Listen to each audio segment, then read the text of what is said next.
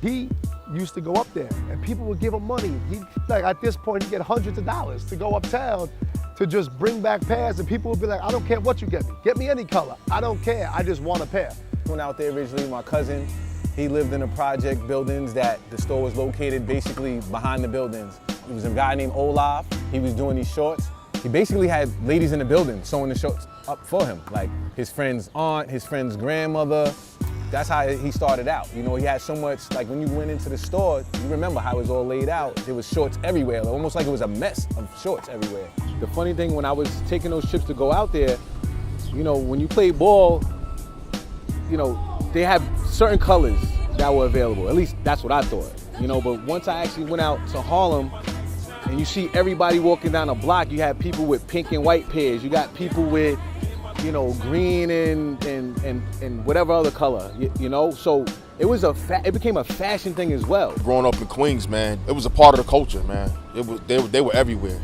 Confidence, swagger, you know what I mean? New York City, you have a certain attitude. And people would watch me play, and they would know before I even spoke that I was from New York City. Like we carried a certain demeanor about that. Olaf's was a part of that whole swag. It was almost like, once I actually went out to Harlem, and you see everybody walking down the block, it became a fashion thing as well. It was more than basketball. I think it's time now for, you know, the new generation to get introduced to the old generation and take a piece of the culture of basketball. It became the thing to be wearing. Like if you didn't have Olaf's and you would talk about basketball, it was almost like, you know what I'm saying? It's never really went away in my heart for the game of basketball. I kind of think it would be something really beautiful to see young generation.